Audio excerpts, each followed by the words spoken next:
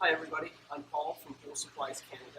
Today we're going to take you through the basic steps for installing a skimmer and a return jet on your above ground pool. The first step will be to obviously open the box and make sure that all of the contents that should have come with your skimmer are inside. There's two styles of skimmers. You'll have either a small mouth or a wide mouth. Make sure you've purchased the one that matches and varies up to the pool wall style that you have.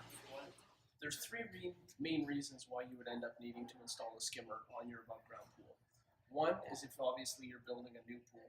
Two would be if you're obviously doing a change out on your existing pool liner. And the third would likely be if during the course of winterization there was some damage done to the existing skimmer. As you can see here, this skimmer has already been installed on the pool and is now completed. We're going to take you through some of the major steps for installing your new skimmer on your pool or retrofit liner install. Okay, so as you can see here, this skimmer has already been installed on the pool. Imagine that this wasn't already here. You would have the liner showing through the opening in the wall on the side of the pool here. So what you would normally do is you'll take your cutting knife and cut the opening in the pool. Make sure not to overcut the liner, obviously, because if not, you won't get a proper seal when the skimmer and faceplate installed on the wall of the pool. The gasket that we use that'll get installed is called a butterfly gasket. The reason we call it that is because when it opens up, it looks a little bit like butterfly wings. The inside portion that you see here will go on the inside of the pool wall. So you'll fit this right through the opening that you've now cut.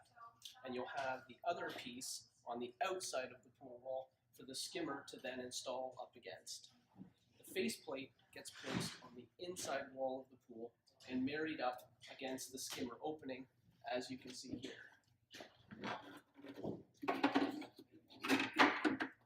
Make sure to line the screw holes up for when you're installing the screws.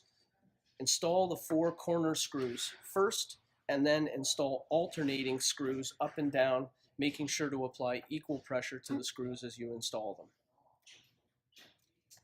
Just as a reminder, not all skimmers may come equipped with this support device here. The skimmer that we offer at Pool Supplies Canada does not come with this in the box. Again, reference the original owner's manual for the contents in your box if you're not seeing this there. And should remind you that if you purchase an above ground plumbing kit from Pool Supplies Canada, it will come with a threaded ball valve, which you see right here, that threads directly into the bottom of the skimmer.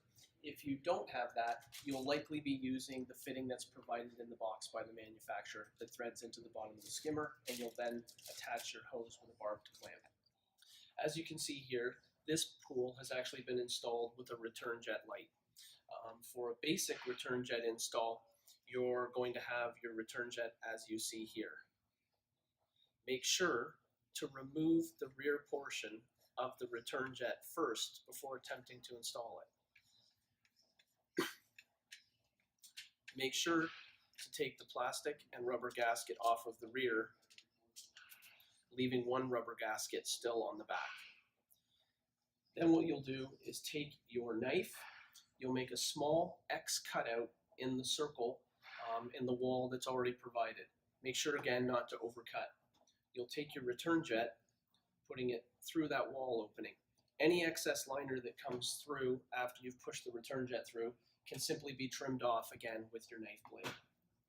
You'll then take the rear portion of the return jet and carefully hand tighten that onto the back of the return jet, making sure obviously that the pool wall is in between each of the 2 rubber gaskets. Make sure to not over tighten this.